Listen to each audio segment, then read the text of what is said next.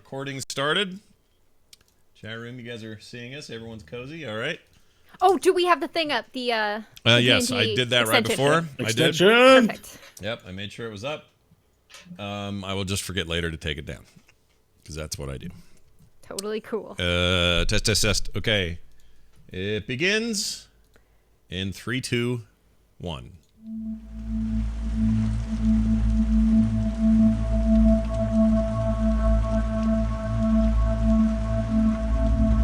Hello, everyone, and welcome back to There Will Be Dungeons from ThereWillBeDungeons.com, a D&D show where we play D&D, and you pay attention by watching or listening. We're glad to have you back with us.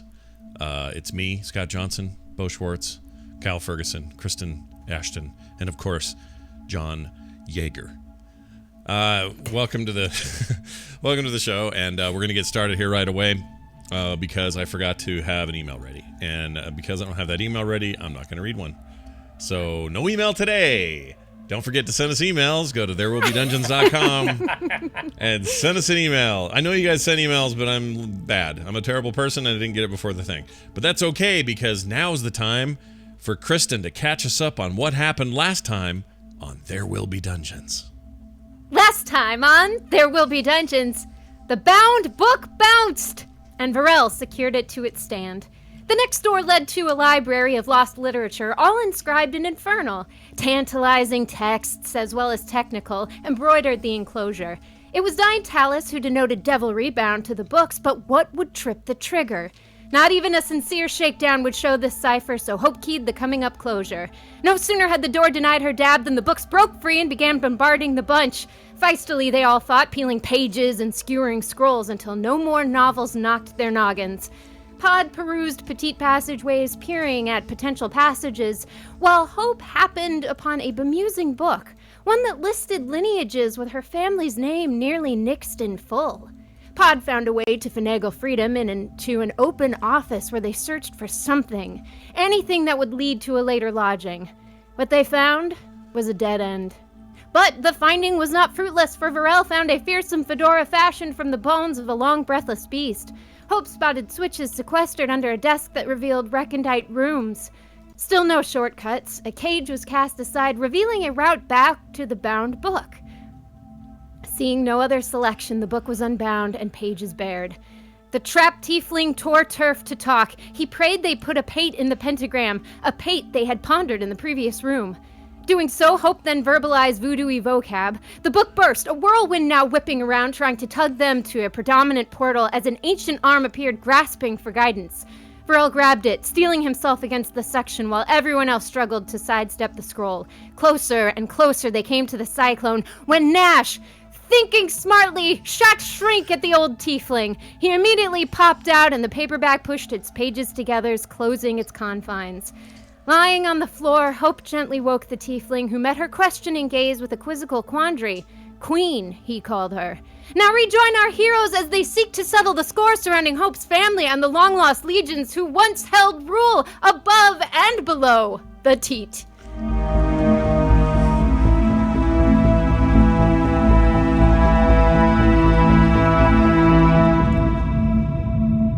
Below the teat is under teat for short, if anyone's asking. Under teat. Hey, Bo. Thank you for the clarification. Take it away, buddy. We begin this episode with the four of you again in the ritual chamber.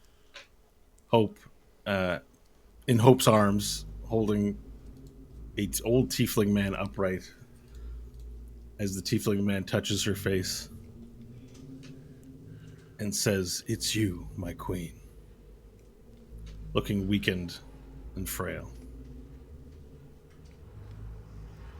He says nothing further as his hand clutches your face. Hope will slowly put him down and start backing away. Okay, so he's now lying sort of on the ground and on his side, and he goes, "Food. I must have food." Nash says, hold on a second. Queen? Hope, What? You've been holding out. No, I'm not a queen. I don't know what he's talking about. Well, he clearly thinks you're some kind of royalty. Yeah, well, I don't know. Maybe there's something you don't even know. Maybe I don't know. Do you have any big blackout periods in your life where you don't remember anything?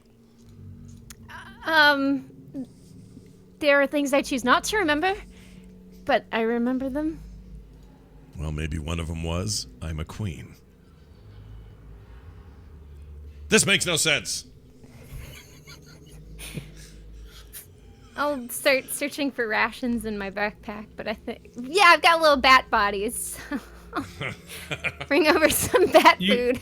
You cooked those, right? And made yourself bat snacks? Yeah. Bruce Wayne's favorite. Okay, so you offer the bat snacks to the old tiefling man who's wearing blue, very tattered and shredded bluish robes, and he's bluish skinned, but like a gray blue. And you see that his arms are very veiny, very thin. His horns are crooked and sort of have grown in this weird way, almost just to the side and in different directions where the two horns don't match in the way that they've grown. His long gray beard and long gray hair, and there's these little earring skeletons, very tiny, but 4 on each ear, and they sort of rattle as he tries to hold himself up somewhat, and he takes hurriedly the bat snacks from your hand, and he begins eating them. And as he eats them, there's little flecks of bat flesh on his beard as he's just it's like a man in the desert who hasn't eaten and drinking anything. He begins eating, and then he goes and he makes a motion. I must drink. And he looks like he's got a ton of food in his mouth and he's possibly choking on it. Or at least his mouth is dry from too much bat snack. Since they wouldn't be very bloody from being cooked. I'll look in my pack for some water. I don't know if we have water. I don't have any. Maybe Diantalis. You recall that there was a running water source down in the cave below. Oh, yeah, I guess there is. We don't have... I don't have any water, but we could go get some. I could go get some. Diantalis, you have a big bag. You have any water? Through his mouth, he's like, get one of your servants to get it. They're not my servants. Damn straight. Quickly. My mouth is dry. I require water. All right, we'll hope we'll start walking back to the beanstalk and start... Well, I guess that would be all the way back to the room. I mean, it's not too far away from where you are. You would go back into the room with the armor suits and the jaily torture chamber-y looking rooms, right? And then you climb down the beanstalk, go down the cavern, and if you went in the direction back to where you fought the undead, there's a large source of running water in there. It would take no more than 15 minutes to travel back to go get water and come back. Okay, and I'd borrow a water skin. Does anyone have a water skin? Does anyone have something I could carry water in? Let me check the cloak. Hang on, I'm checking my cloak. I don't remember if it has anything like that in it. Let's see. I have sacks. A rowboat. Let's see. Yeah, I got nothing here on the cloak. Sadly. Unless you can keep water in a bullseye lantern. I don't know. I don't know either. Out of game question, Bo. What's a bullseye lantern? That's a good question, actually. I imagine it's just the shape of the lantern. Okay. You can Google. If you Google it, it'll come up with images. Bullseye looks like lantern. So it looks like it's a metal cylinder, and then it's basically like a flashlight, but with candlelight. Oh, very old school. Okay. All right. Yeah. I mean, it could hold water, but I don't think we should use them for that. I thought like all of us had water skins. Didn't we get those filled up way back in like episode 2? Didn't we all have them? I don't remember. Or were I people threw mine just away. sticking their head in water? No, I threw mine away when we had to ride Nash back in the day. Oh. Back in the mine, long ago. And I imagine I lost mine with the explosion. I just don't think I ever wrote it. Maybe I do have it and just forgot to write it. So, That's unfortunate. Bo, that's unfortunate, isn't it? If I didn't write it, I don't have it. I mean, it's up to you guys to keep track of it. I can't keep track of all the things, so no. If you don't have water skin, you don't have water skin. I mean, right now, Varel is standing there practically quaking with anger that another being appeared and demanded rations and water. Okay. Okay, cool. I found a water skin in my... You do have one. Yeah, you might have to go to equipment, not to weapons. When you go to your inventory in D&D Beyond, equipment will just show you your weapons in the first tab, I think. Yeah. If you move Cool. over to inventory... Yeah, you have a water skin. You Sweet. do have So one. I'll head back to go get Okay. water. So Hope leaves the three of you with the old tiefling man who's lying on his side on the ground, sort of desperately putting pieces of bat snack into his mouth and eating them, even though he's Gross. thirsty. Is there anything you care to do during Hope's absence? Why do you call her queen?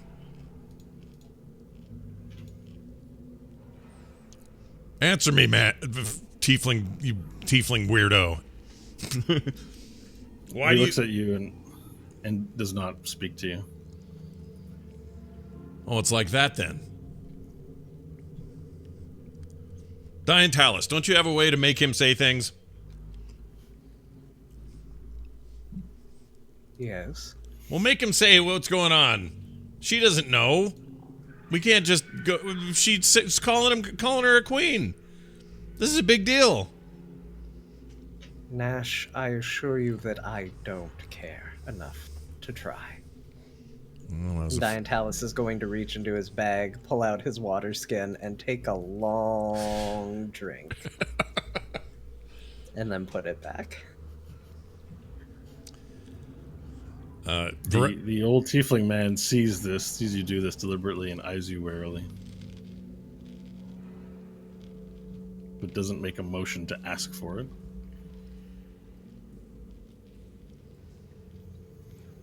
All right. So Hope, you run down the stock. You go to that room where you find the exploded undead corpses that you've killed. You put your water skin into the water, filling it up, and make your way back. And on your way back into the room, you pass by the suits of armor that were standing there. They're not moving, two on either side. You don't notice anything, but the thing you do notice on your way back in is that it's silent. It's silent inside the room, that Varel, Nash, and Stanley are not speaking. No one is speaking when you get back in there. All right, I'll kind of look at everyone weirdly and go over and hand the water skin to the old tiefling. And he takes it, he grabs it, and he drinks it all. Like for over the course of a few minutes, he just gulps and pounds the whole thing back until it's empty. And he begins speaking in Infernal to you. And he says to you, "What year is it?" I'll answer back in Infernal, my closest estimation. Well, do you know what year it is? No. And you say no. I don't know. And he looks to you and he says,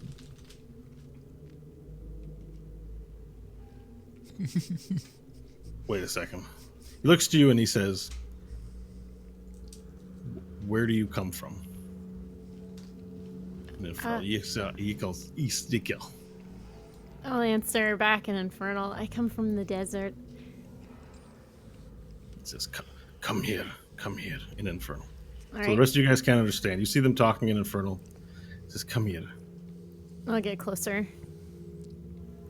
He sits up he pushes himself upright up against the side of the wall. He says, "Kneel before, sit down, not kneel, but sit down before me." Okay, Hope will sit down. I made, in my stupor, I made a mistake. I may have called you Queen, but it is clear you're not her. Who are you even talking about? But, well, I speak of the royal line. But you look like her. You do look like her. Thank you for releasing me. Yeah, you're welcome. You've released me. That can only mean that... Can I hope that perhaps you've wandered here by mistake and that the danger has passed? What danger?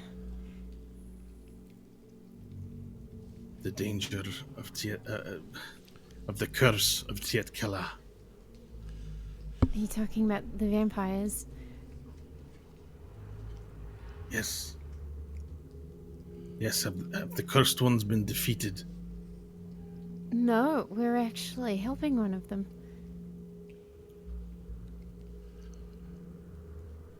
He looks at you shocked and he says, Then why have you released me? If you served a vampire. We're just trying to help one because there's weapons I need to get, and there's someone I need to kill, and the only way into this place and to that was to help the vampire. No. He looks at you.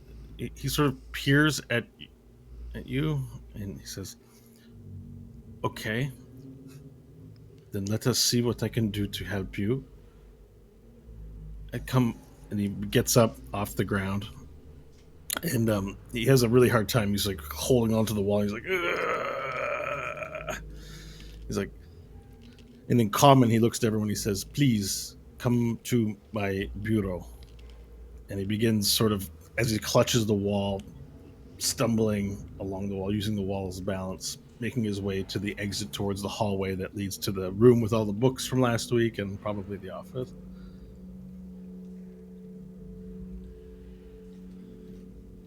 And he looks at the door and he pats his pockets and, "Do one of you have the key?" Oh, yes. And I'll go and unlock the door. Okay, unlock the door, and then as you open it for him, he shuffles his way out and begins making his way very slowly down the hallway.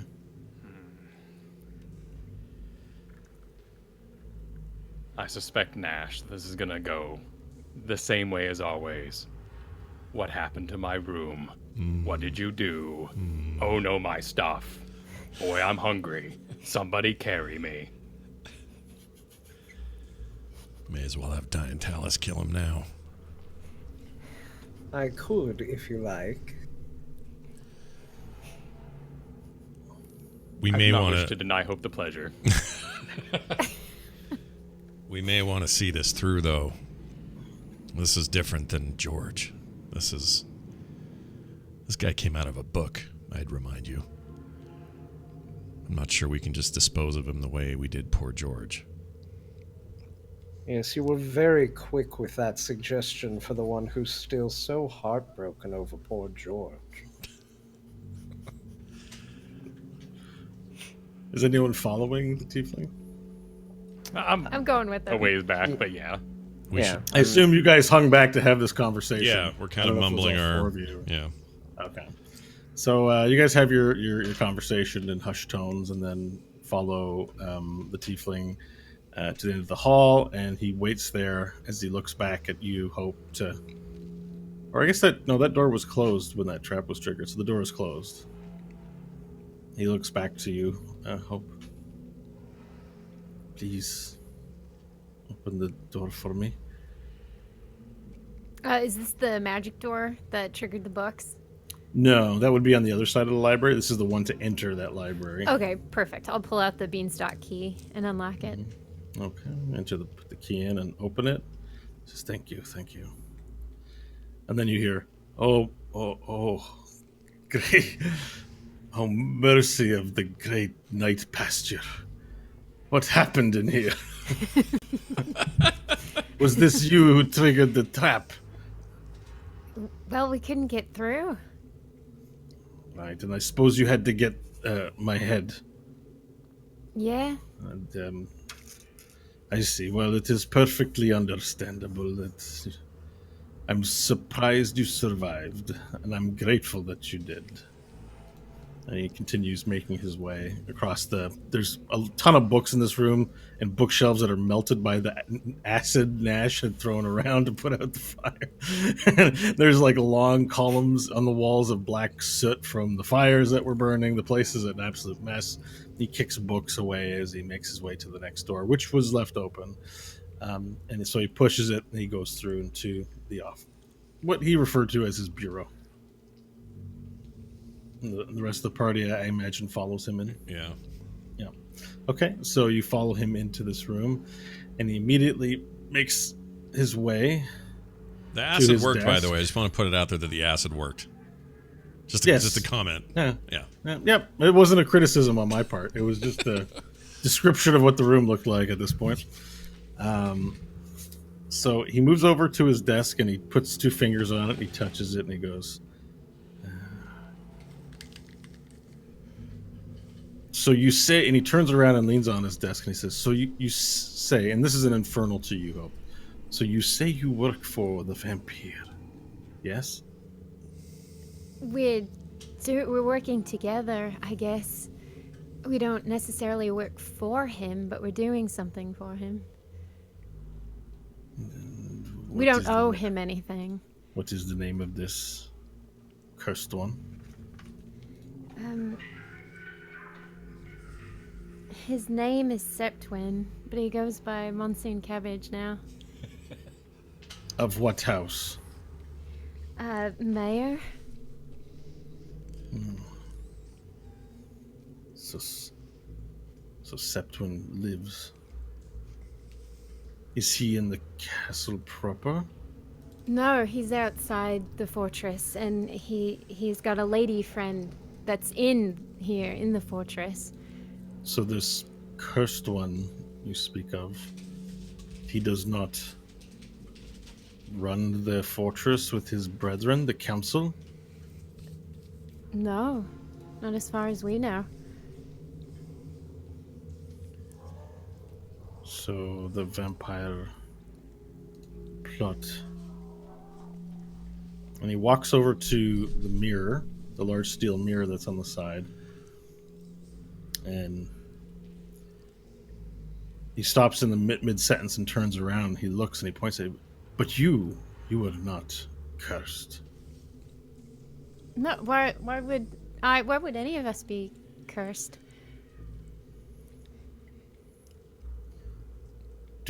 Which house rules Tietkela? I don't know. No tiefling runs this place. How do you not know what tiefling runs? Wait. This is a tiefling kingdom. It was, but not anymore. Then who runs Tietkela? Who rules it? It's some gray prince? I don't know. But who? We only arrived a few days ago. Ah, yes. Can it be? Do you know how much time has passed? And he goes back to his desk, and it's almost as if he peers at his desk and runs his finger across the top, almost like he's trying to measure time by the amount of. I did not experience time the same way as you do inside the book. I'll turn to everyone and then comment. Does anyone know what year it is?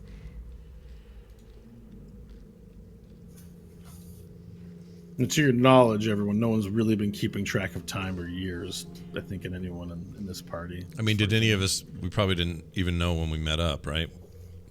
No. Okay. Even concepts like weekdays are not very common to any of you. Because I know the backstory in my head, part of it is that I don't know how long I was in the solar mines. It was like an eternity to me. There's no real system or calendars or measure of time in the wastes where everything is, post-apocalyptic and no one's really maintaining such things. Except it seems in Tiet Kala, but it would be all very foreign, I think, to the four of you. Right. I was held smothered in oil for thousands of years. I lost track after a little bit. I'm 23.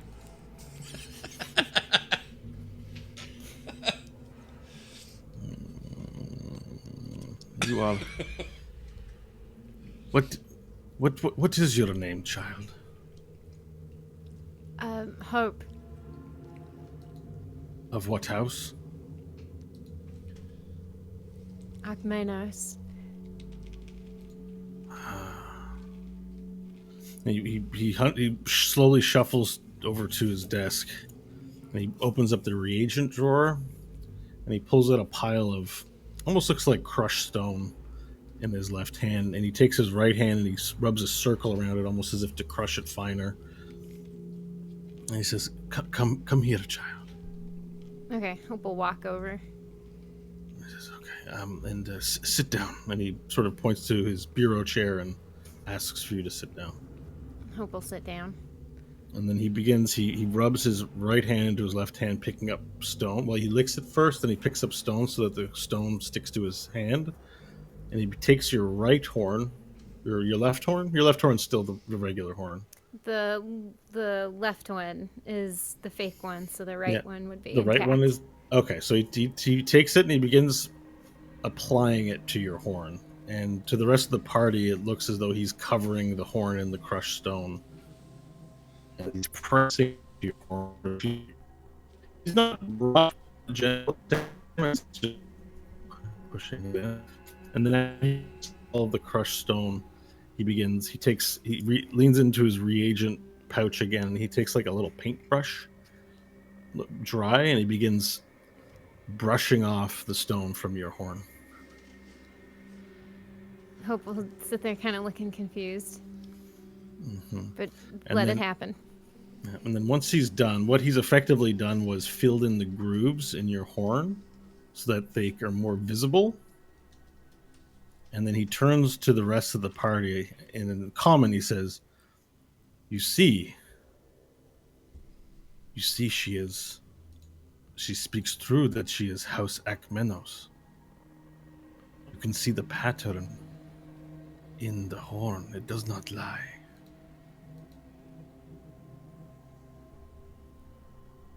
Congratulations, Hope. How does this prove she's a queen, though? It is in her lineage. The Akmenos line is the royal line.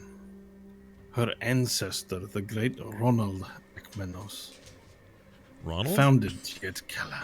Ronald. Oh. Okay. Founded Tietkala. He found the Gem of Tides, and he brought it here. To a place with endless waters. He used this gem to create water for all. I'm getting some lag. Is it just me? Yeah, it's Discord's farting out on the call for some reason. Hold on. Okay. I think it's okay now. Try now. Hello. Okay, I'm getting 3 green bars. Yeah, it should be good now. I don't know why it's doing it. It seems to be Discord only because nothing else is fluctuating. He turns to you, Hope, and in common he says, Why do your servants behave in such a way? Like I said, they're not my servants. Of the lizard, I believe. For if a lizard has not sworn himself to you, then he would not serve you. But these rodents here, and he refers to Diantalis and Nash. Rodents? These, We serve no one. We certainly don't serve you. I can put you back in the book if you like. How would that be? You want to go back in there? Diane Talus can go do another freaking eternal oil soak or whatever the hell happened to him, and I'll put you back in your damn book. He turns to you, Hope, and he says, he speaks to me with great disrespect. He talks to everyone like that. It's kind of endearing after a while. But look, we met up in a city, and we've adventured together ever since.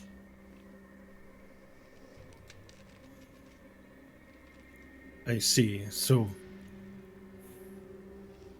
you do not know. Your eyes betray your ignorance, Hope Akmenos.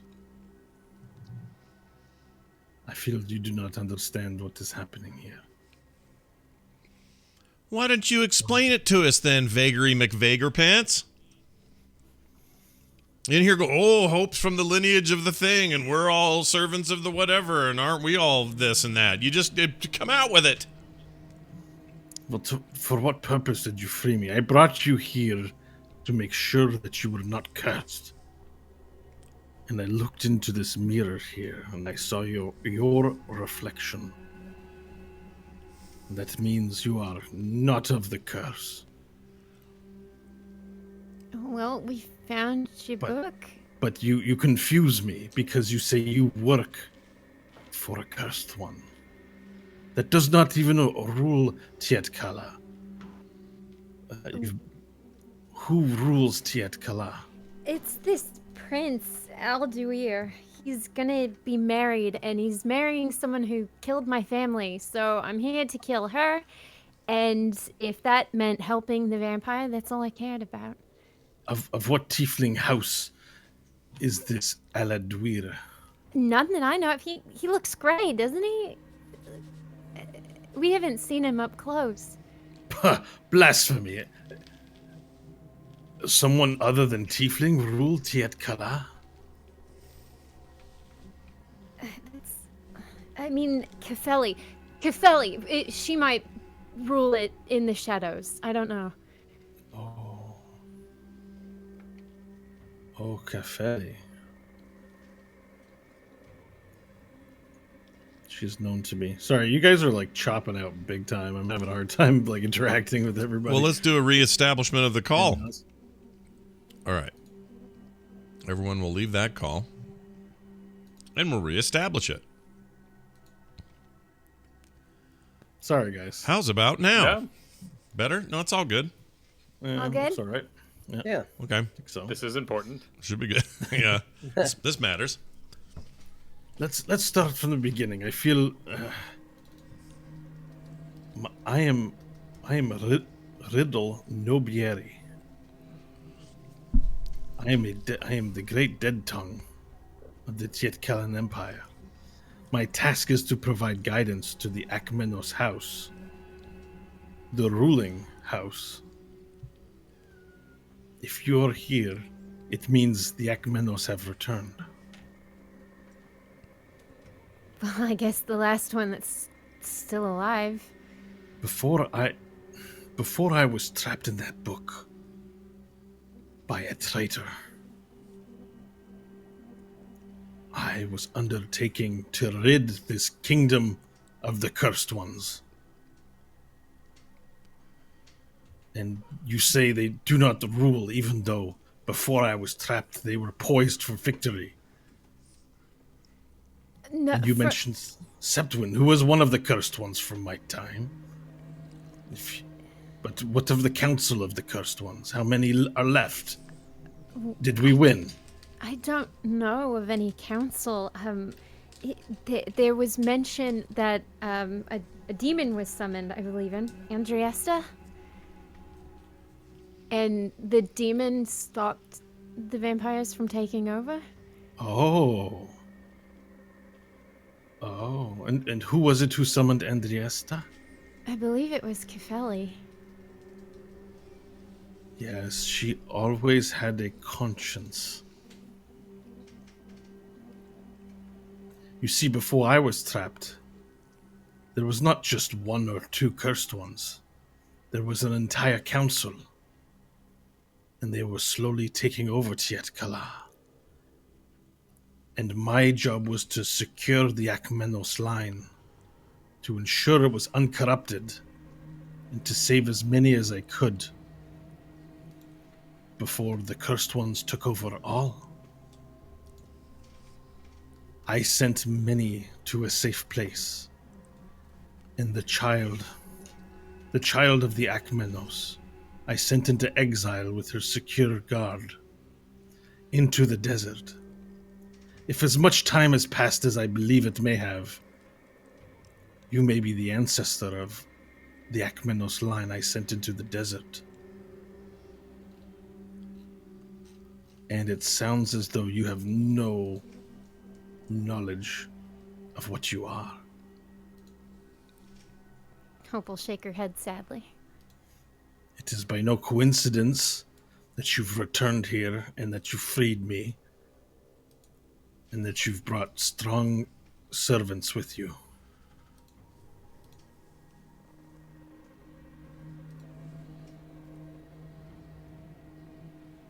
You do not believe me. It's just a lot to take in. I see the spirits with you. But I also see concerning things. He looks over to Diane Talus and he says, this one here brings with him a god that has died and does not know it is dead. And he looks to Nash and he says, this one here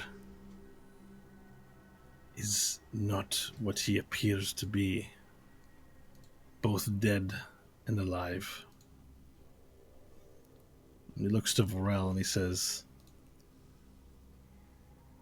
this is a great one. He has no spirits haunting him. And you, Hope, I see the sons and daughters of Akmenos by your side, even now. I know it is. I know who you are. And if one of the cursed ones has attempted to manipulate you in some way for their own ends, I assure you, they mean you destruction.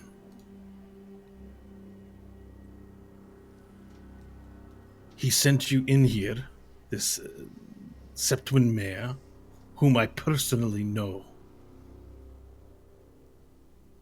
He is a conniver and a liar. And if you are here at his bidding, it is for his gain. You say the vampire do not rule Tiet Kala, but he can only want one thing. The same thing they wanted before I was trapped in that book. To rule Tiet Kala. Does he know who you are? I don't know. I don't think he does.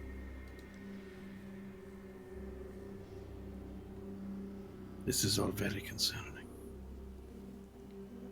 What is your objective here? Why have you come here? Well, we were going to clear a path through this place, so in a few days' time he could break in and storm the... Yes, you are a tool simply for his end. He did not tell you who you are. If he does know, he would have to know. A tiefling wandering in from the desert. Where from? He did not tell you.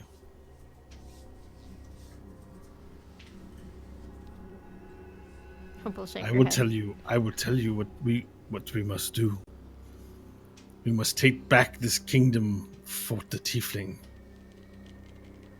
This place, Hope, is your birthright. And if rodents have taken it over, then we will exterminate the rodents and take back our kingdom. or die doing it.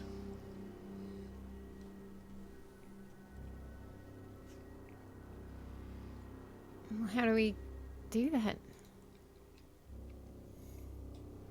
Before I was imprisoned in a trap of my own design,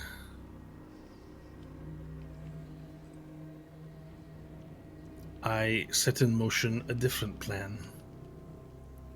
You see, I was aware of what was happening. I knew of the Council of Vampire. It started as just 1 or 2, but very quickly it became 3 and 4.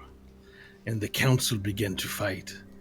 And once they were at war, they made more tiefling into vampire. More and more and more tiefling fell to the curse in secret. And one of them plotted to turn my beloved king into a vampire. But I consulted with the spirits. You see, they thought that the curse was not a curse, but a way to escape death, to cheat it, to live forever. There's so much to tell you. Tieflings are cursed to begin with. We are the playthings of demonkind. The job of a dead tongue is to bring our souls and shepherd them to the night pasture when we die. We do not want to return to the weir to be fodder for the piss. We have found our own place to rest. But the vampires believe it was not a curse, but a gift, a way to cheat the gods. Foolish. And I realized that it was a curse and a plague. And so before we set in motion several attempts. We hid the royal line. We got volunteers from among the people to hide. Even now I have them. A tiefling army at your disposal, ready to be returned to this world.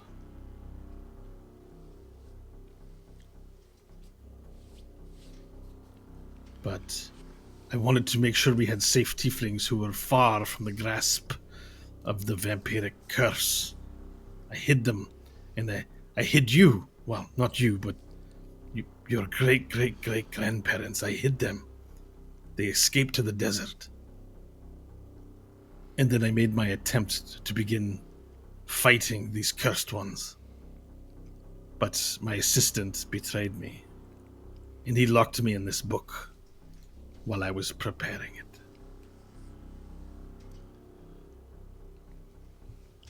But now we must return and revisit. The cursed ones appear to be mostly defeated, right? There's just the one? And his, I guess, army of humans. They're not very strong. No, humans are rodents. Hey. They're crushed easily. Okay, all right. I'm right over here. You are not human. What? You're not human. What do you mean I'm not human? The spirits around your body are not human. I see them. Well, they're... those aren't me. You smell Your bad spirit. yourself, and I don't think you're a stinky poop. I think you're whoever you say you are. I'm a human. I was born a human. I've lived a human. I've got some special stuff on the inside, but it doesn't make me any less human. Perhaps you're not ready to face the truth about yourself. I'm ready. You just tell me whenever you're ready. Want to stop being so damn vague and actually say a thing to me, that's fine. Giving all this info to Hope. Ooh, Hope, here's a buffet of new information for Hope. But old Nash over here, he's not human. Anyway, and then you move on? That sucks. I know of the history of Tietkala. I do not know your history, but I know what the spirits around you say. And they tell me you are no human. You are some dead thing. That is what I see. If you want more answers, perhaps you can consult the spirits. Where are these spirits? They are around us if you know how to see them and look for them.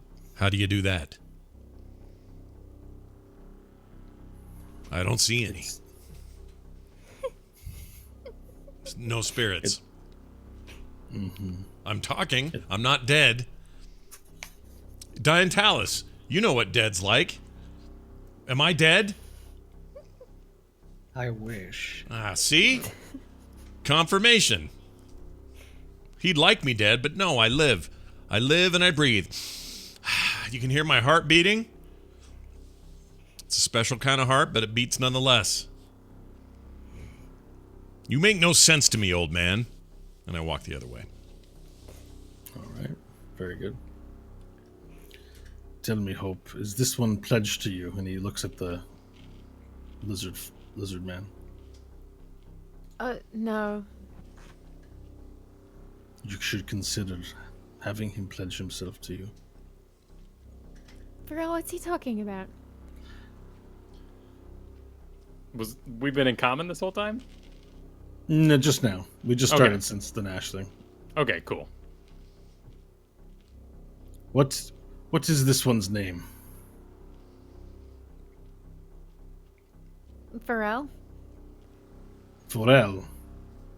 I see you have taken it upon yourself to wear the great skull of Grosjean. I have. I won that in a trade, and I know of its history. But I'm quite gladdened to see you wear it, so long as you treat Hope well and protect her. That is my goal. He looks to you, Hope, and he's in Infernal. He says, "Lizards are quite savage and fierce, but they are the most honorable of all folk." Hope will nod. And then he looks back to you, and in common, he says, "Thank you, Vorel. You do me honor." Okay.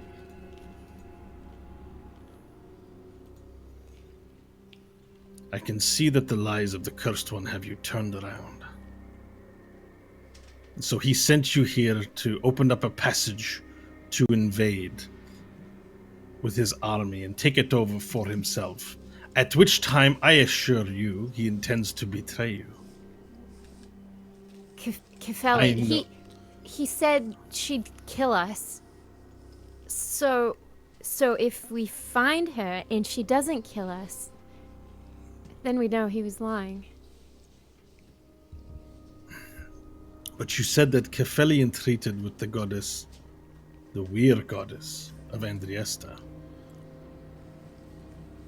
And when I was trapped in that infernal book, there were maybe 50, 60 vampire that I knew of in the keep.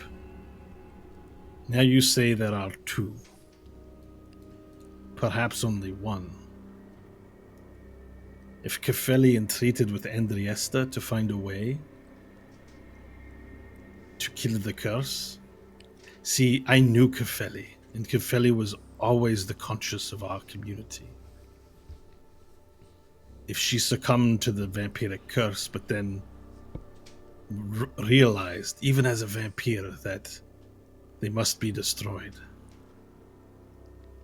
she may have entreated with the Weir god to find a way to kill them. Yes? Hope will So nod. her fate is unknown. Did she cure herself? She exists still? She's apparently still alive. That's all I know. And that I was told she would kill us if we found her. The one thing I do know is that Kefeli is good of heart, and that Septwin Mayor is a backstabbing conniver, and always has in the name of power. He's always set his pawns in the court when the houses of Tiet Kala ruled to make intrigue and to sow lies and deception quite capably. If your allegiances are uncertain, I tell you this.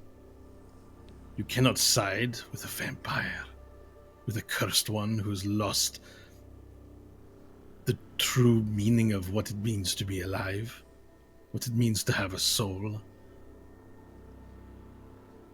But you are Akmenos. You can side with no one. Let me be your counsel. Let us go and collect your army. Let us take this castle for you and for the good of Tiefling. Let us restore this place to its glory. But if we do that, I can't stay.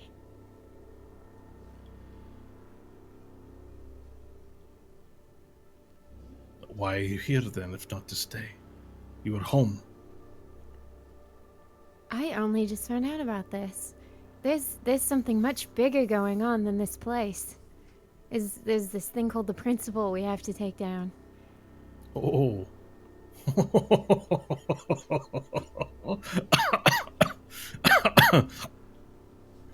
Well, if it is war that you seek, then that would be the prerogative of a queen and her army.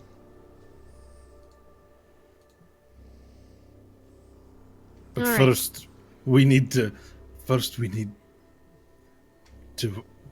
restore your power, yes? Unless you plan to declare war just yourself. No. If you say there's an army, let's go wake it up.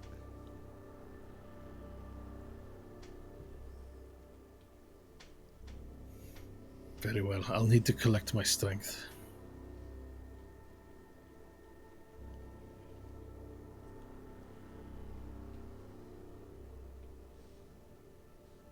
Alright, hope we'll get up and kind of walk away.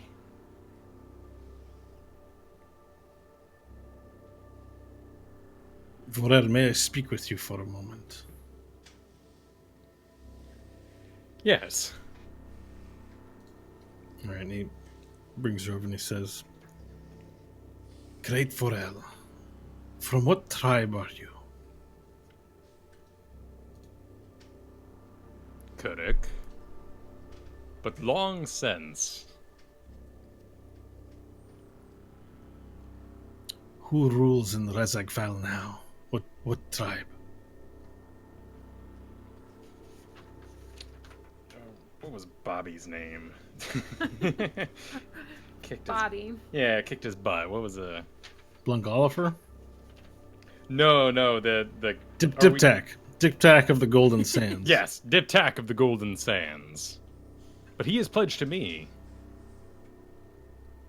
Or if he is pledged to you, then, and he rules Razakval, then you rule Razakval. Logic says yes.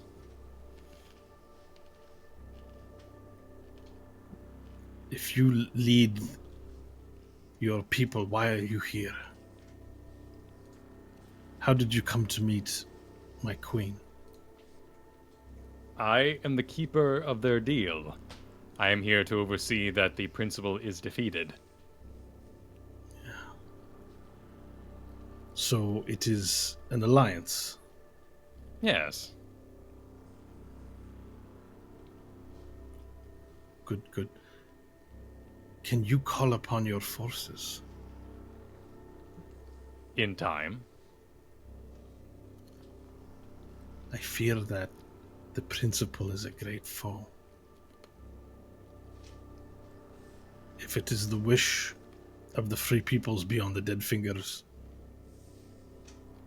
to declare war on the slavers of that city, so be it. But we will need allies. And if you lead your people, we will need you. That's the plan. You must convince her and your companions that this Septuin monsoon person is not to be trusted.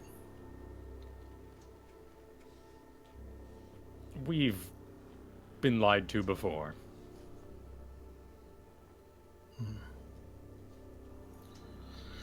He looks back up at everyone and he says, I've given you much to think about, and I have much to consider as well. Perhaps we can take some... You can wait for me, allow me to rest, and then we can consult with the spirits if you wish.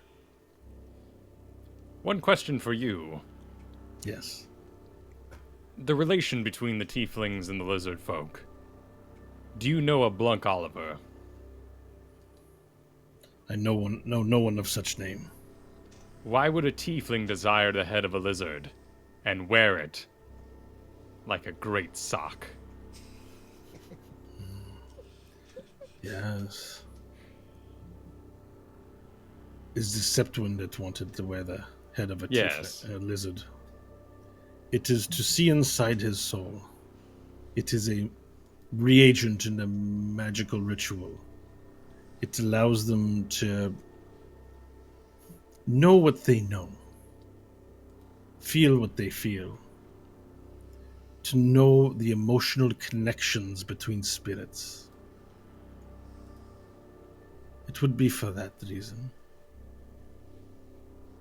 It is it is forbidden to most tieflings, but us, the dead tongues.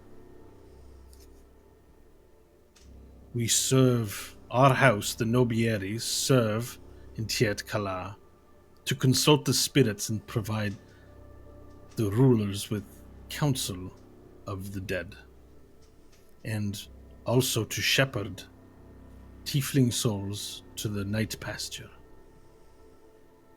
to ensure that their souls do not return to the weir, but to a safe place for tieflings. Anyway, I've answered much. You just wanted to know about the head. Thank you. I'm doing exposition now. I'm expositing.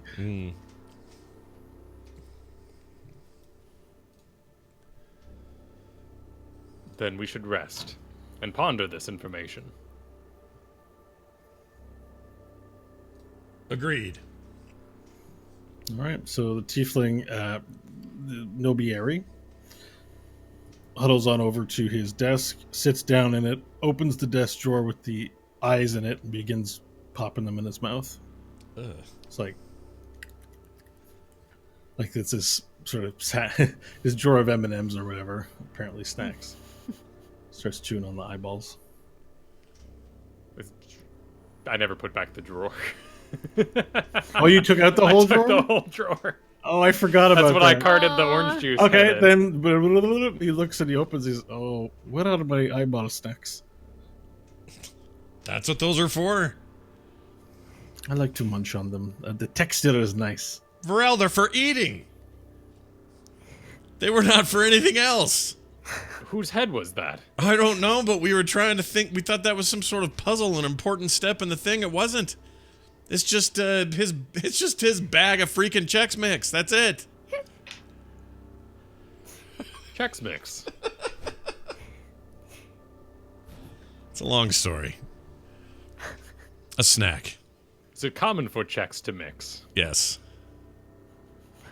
It's the only way. But this whole time we thought they were important, and they weren't. They're just for him to... And when he was hungry, why didn't you just ask where the eyeballs were? Well, they're a snack, not a sustenance. There's not much nutritional value in an eyeball. I don't trust any of this.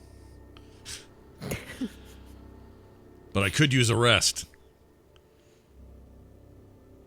As could all of us.